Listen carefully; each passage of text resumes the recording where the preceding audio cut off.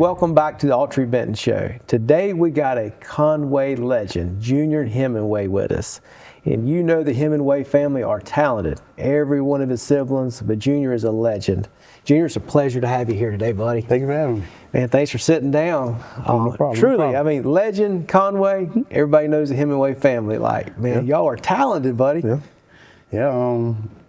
I mean, we've been, 4 generations? My older sister, me, my little brother, and my little sister. So, I mean, it's 4 of us. All of us went to school, all of us went to college, played college ball, and got free rides, and trying to put back into the community. Hey, man, that's great. That's great. So, where does athletic talent come from? Mom, dad, both sides? To be honest with you, I think it might come from both. Yeah. I'm not gonna say that we just were kids that just got up in the morning, rolled out of bed, and we were just the best in the world. But we put in a lot of work to be good at what it was that we did. Yeah. All of us played multiple sports. I played football, basketball, ran track. My older sister played basketball, ran track. Tonka played basketball, football, baseball, and my little sister did softball and basketball. So we all played multiple sports, and we put in the same amount of work in each sport, day in, day out. Yeah, I got you. So tell me about Junior as a kid. What was Junior like as a kid? I was clumsy. Come on now. I was clumsy. I stayed on the ground a lot. I fell a lot. Right now, being at the rec, there's a lot of guys that they help out in sports that kind of refereed and coached when I was coming up. Yeah. And that's one of the first things they'll say. I stayed on the ground a lot. I was clumsy. I had big feet. Yeah. And I mean, that's how it was. I'm coming up. I kind of grew into it as I got older, got better, got stronger, got faster, and everything. But I mean, coming up, that's pretty much how I was as a kid. Yeah. Did you instantly love sports, or is just something kind of, how you say it, pushed towards, or it was just always a natural love? It was a natural love. Yeah. It definitely was a natural love. Seeing all my older cousins and like my sister playing, and our older cousin Andre Goss, they graduated in 2001. My sister 2000. My sister graduated in 2000, and seeing them play sports from little, coming all the way up, being out with them late nights, getting home late. Just always been in the ball field. Just always being at the ball field. At the basketball court, at the football field. Yeah. It was just something, it was just ingrained. Yeah. Tell me about your mom and dad. Oh man, I can't even put it in words, like what they've been to us, supportive. Mm-hmm. They've been there the whole time. Dad pushed us 24/7, day in, day out. Mom was right there, supporting us in everything that we did. They've just, I can't even describe it, man. Yeah. They've been everything above and beyond, everything you ask of a mother and father. I can't thank them enough for everything that they've done. Man, that's special. Watching you from you, they're always been there, man. Always. He's been there. And even your dad still loves Conway sports now. He's still there. I see him out there, practices and everything, so much involved. He just loves it, man. Mm-hmm. So your mom and dad are special people. Yeah, they are. I appreciate it. Yeah, for sure. So tell me about your siblings again, their names, and kind of how everybody fell in order. Okay, so my older sister, Shemay Hemingway, now Johnson. She played basketball in high school, ran track. She went to Coker College to play basketball. Now it's Coker University. She went when it was a college. Then it's me, Junior Hemingway. I played basketball, football, ran track. Played at Michigan, played for the Chiefs for a couple years. Then my little sister played basketball, softball. Went to Francis Marion on the full ride softball scholarship. And then it's Tonka Hemingway. Played football, basketball, baseball. He was Bo Jackson. Man, look, that guy, they always say it's that last one. They get it right, but went to Carolina to play football. Now he's with the Raiders in Las Vegas. Man, that's great. You know, and you said it, man. I mean, you're certainly a God-given talent, but you work so hard, man. I mean, that's easy to see that being in the community. But like when you hit high school, like, did you pretty much love football the most, or did you love basketball too? So I love both of them the same all the way up through. I just knew. I say in middle school, probably 6th grade was when I really was like, you know what, football is I think that's going to be my path. So when I got to high school, I still love basketball and football the same, still worked on them the same, still treated them the same, but I just knew that football was going to be what it is. So you were a freshman in 2003, right? 2003, yep. Yep. Did you play, were you on the varsity team or JV, or how did that season look? So I was 8 quarters guy. Now they don't do it anymore. Right. I was 8 quarters guy. I would play JV, and then I would come up on Friday nights and be a backup on varsity. Yeah, and Conway had a great team that year, right? Yeah. I was playing quarterback at the time, so I was it was Duran, right? Duran Lawson, then it was Doc Doyle, and then I was another backup at quarterback too as well. I got you, good deal. And Conway made a deep run, runner-up that year. That was the second time we played Burns. Second time. That was the second time we played Burns, and did you make the trip to the playoffs? Oh yeah, yeah. We went. I got you, good deal. I was there the whole time. I was cold, but I was there. I remember. Williams Bryce, right? That year, yeah. All right. So sophomore year, did you fully varsity that year? Fully varsity. I was starting quarterback that year. Another talented Conway team, right? Yep. Yeah. Who was some of the players on that team? It was Rashid Goss, Eric Huggins, Bobby Wallace, Bernard DeWitt. Who else I think of? Some Conway legends. Yep, Autry Sherman. It was a lot of guys on that team. There was a lot of guys on that team as well. So yeah, another team, another deep run, right? So that year we lost to Irmo in the playoffs. Playoffs, yeah. But I think 10-2 record, is that right? Roughly, somewhere overall. I think we lost them. Trying to remember it all is the hard part. Yeah, it's all good. That's the hard good. part. It's good. Good deal. Now, you were splitting time quarterback and receiver sophomore year, right? Yep. After we lost to South Florence was when I switched to wide out. How did you feel about that? I mean, did you kind of want to go that way? Did you feel the pull that way? Or, I mean, I know you're a team guy. Yeah, I'm a team guy. Totally.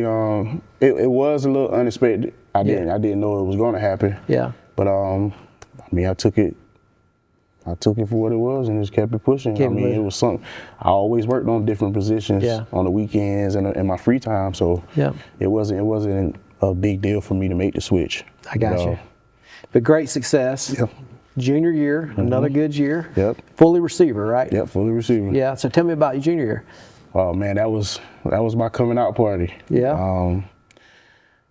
Oh man, that year was a crazy year. We went to a lot of 7-on-7s that summer, which I think was a great thing because that helped kind of speed up the process of me being a better receiver.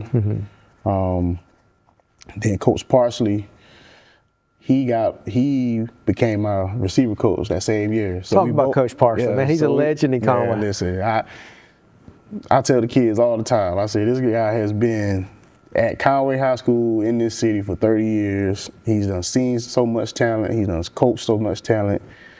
Whatever advice he give you, treat it like gold. Yep. Because ain't too many people who can say that. That have seen that many guys and coached that many guys. Not too many people can say that. He's gonna push you and make you laugh, right? He's been pivotal in my success too at Conway High School when I was coming up. Man. So, but yeah, that junior year, we quarterback was C.J. Palmer.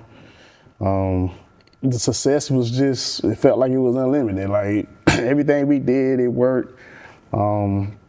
We were a pretty good team that year as well. We went to the first round of playoffs that year. We lost to Spring Valley, unfortunately, but that team was loaded as well. Yeah, everybody was excited about that senior year coming back, weren't they? Oh, that senior year, we were already in our head. We were thinking going undefeated and win the state championship, the first team to do it. Yeah. Tell me some of your teammates on that senior team. Oh, man. Just roughly, out of everybody. So, Autry Sherman, Coda Derrick, Brandon Wallace, Reed Smith, Matt Doyle, Donald Hunter, Jeff Caskey, Carl Dukes, Jermaine Melvin, Ty Melvin, Chris Walls,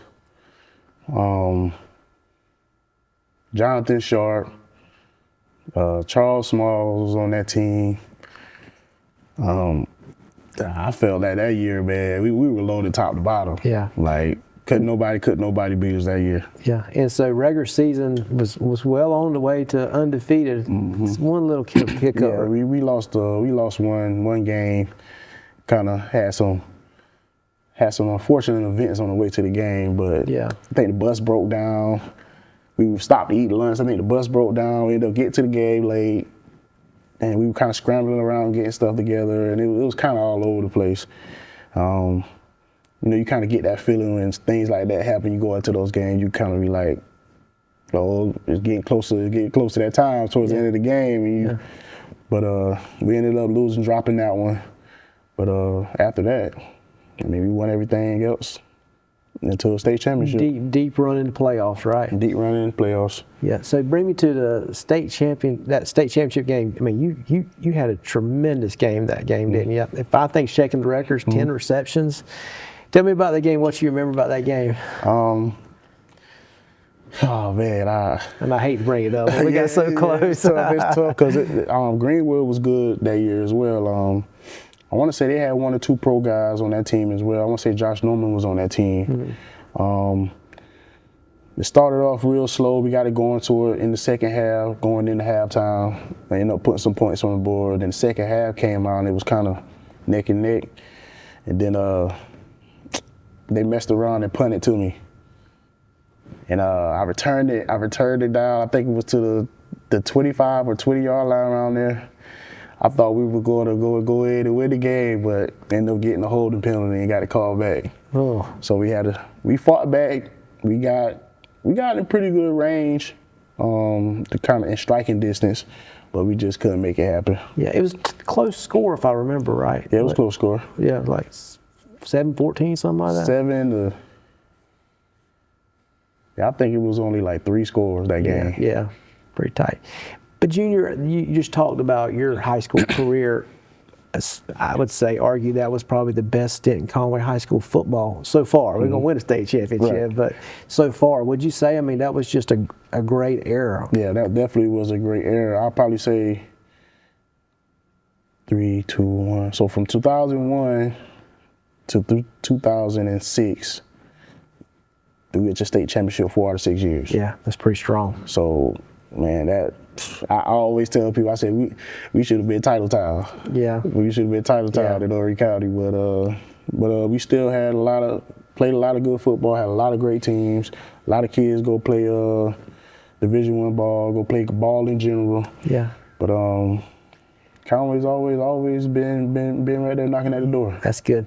So tell me about coming out of high school, preparing for the combine. No, excuse me. I'm getting way ahead of myself.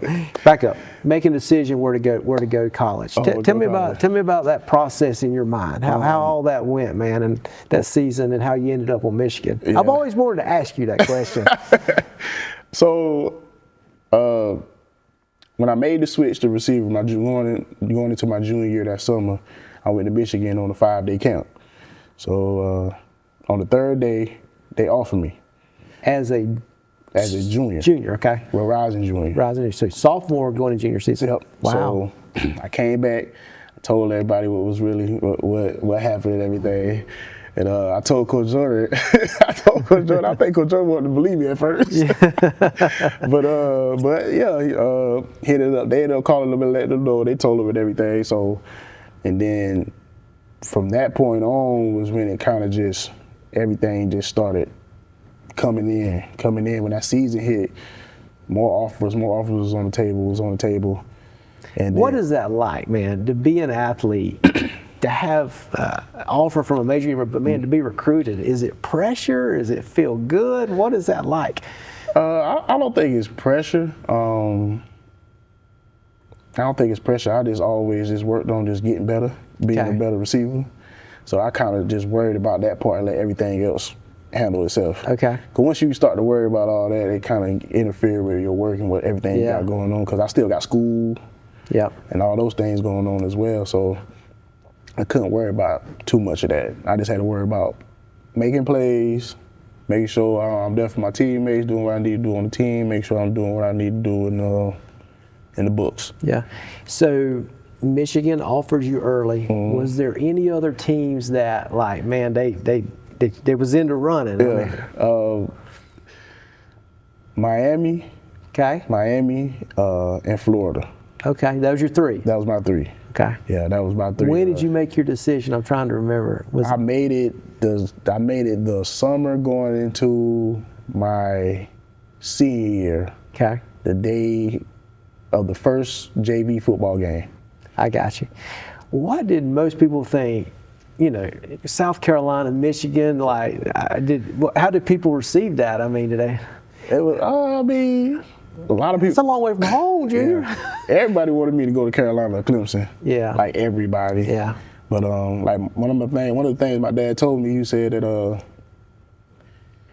this is your opportunity for you to go where it is that you want to go. Yeah. You be selfish. Yeah. Wherever you feel that you want to go, you can do it. Yeah. So I took that into consideration, and then, you know, with Michigan offering me first. Yeah.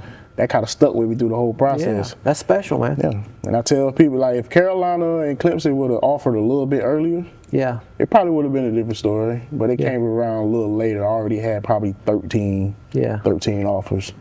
So so you go on to Michigan. Tell me about your career there and what it was like to be a Wolverine. Oh man, it was a lot of ups and downs. I went through 3 head coaches there: Lloyd Carr, Rich Rodriguez.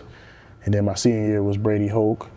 A lot of ups and downs, a lot of trials and tribulations, but overall, I wouldn't change anything about that experience. That senior year was like the icing on the cake for me. We went, was it 10-2? We went 10-2. First BCS bowl game win for the school in probably, I think it was like 7 or 8 years. Beat Ohio State. Wish we could have beat Michigan State, but that's a little story. But Junior, what's it like to roll into that stadium, over 100,000 people, hit that banner and roll through, man? What's that like? It's exactly what you thought it was like on TV. Yeah. Because, you know, coming up, we saw a lot. I know I saw a lot of Ohio State, Michigan on TV. Yeah. They're putting a lot of guys into the NFL, so I was always tuned in. So to be able to really put that helmet on, put those pads on, and go out there and hit that banner, and everybody yelling and screaming at a noon game on Saturday, ain't nothing like it. Special. Ain't nothing like it. Yeah, that's one great. of the best things in the world. One of my experiences. I'll never forget that. That's awesome. How about the Michigan family? Did they welcome you in? Was it a good community, good school? Oh yeah, it was good community, good school. They love football up there. They love Michigan football up there. They take it serious. They love you to death. They love to come see you, win, lose. Yeah. They gonna love you regardless. I got you. What'd you major in? Well, I majored in general studies. So I majored in general studies. I wanted to do art, but the time constraint with football, I wasn't gonna be able to be in the art room early enough. Yeah. And then they didn't have culinary arts. Yeah. So I did general studies, and I just took a lot of things that I needed to have, English, all statistics and everything like that. And then I took a lot of things that I just wanted to take. Yeah, that's good, man. That's good. All right, so leaving there, going to the combine. Did you prepare for the combine? Was that a process? And into draft day. Tell me about that. Oh man, well, the combine was kind of crazy because after the bowl game, I didn't know that I got invited to the combine. I didn't know I got invited to the combine. I didn't know I got invited to the East-West Shrine game until like a week before. Oh wow! So I had to kind of get out there late. I didn't have an agent. I didn't have an agent. I got an agent late and everything. So I kind of had to rush to get all those things done. Went out to the East-West Shrine game. Ended up not being able to play in the game because I tweaked my hamstring. So after that, I came back to Atlanta, started training with Chip Smith in Atlanta. I probably had like a couple weeks before the combine. So got prepared for the combine. Did that training help? I mean, or is it just stuff you knew, or is it just different, kind of different deal? It helped because it's all of it is technique. Okay. We've been working on that 5 days a week, every day. So if you can get 5 days a week for 2 months, yeah, you should go out there and be able to do real good. Yeah. Put up pretty good numbers. And with me, I got there late, but a lot of that stuff wasn't really foreign to me. So I kind of grasped it real fast, and I kind of was able to put together a good training time frame, be able to go to the combine and do good enough where I felt that I didn't have to do anything at my pro day. Yeah. So, I mean, I went to combine, had me a good day. Even one of the coaches was like, "Hemingway, you having a good day today?" Yeah. And That had to feel good. Yeah, that felt real good, actually, because, I mean, you don't really know until somebody really tell you. Yeah. You know, you just kind of out there just like, okay, I think I'm having a pretty good day. You don't really know. But when he said that, I was like, okay, I had a pretty good day today. And then after that, at my pro day, I just ran routes because I didn't have to run my 40. I ran fast enough my 40, pretty good, fast enough my L drill, short shuttle. And then after that, it's just a waiting game. Yeah, I got you. Waiting game, and then. Could you sleep the night before the draft? Well, I kind of knew that I wasn't going like the first 2 days. Yeah. I kind of figured I wasn't going the first 2 days, so I wasn't really too amped up about it. But then once that third day came, you know, phones get to ringing a little bit, agent calling like, hey, you got this happening. Hey, if they don't pick you here, they pick you here. Got teams calling you. That's when it kind of get kind of tense. Let me ask you this: did you have any idea where you land, or you just did not know? I didn't know. Didn't know. I didn't know. Because at one point I thought I was going to be a free agent at Carolina or Green Bay. Yeah. Okay. But the Chiefs called and they said that if nobody picked me up at this next pick, they were going to pick me here. Lo and behold, next pick, I got that phone call. What was that like, man? It was exciting. I thought I was gonna go a little bit earlier. Yeah. But when he called, I was like, okay. I was kind of like locking in, like, okay, I'm gonna be a Chief. We're going to Kansas City. I'm finna go even further out from home, just about. So 18 hours now. So, but it was a great experience and it was a great moment.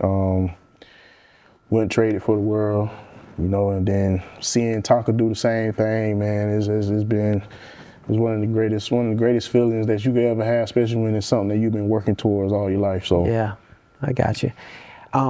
So did you like the Kansas City area? Did you like it there? You know, what's it like being a pro? How's it different from college? Everything is pretty much on you, off-season wise. Yeah. Okay. Nobody's there holding your hand, making sure you do this, making sure you do that. Everything's on you, so you got to handle all your business. You got to be a grown-up about it all. Yeah. I feel that there's a lot more cameras.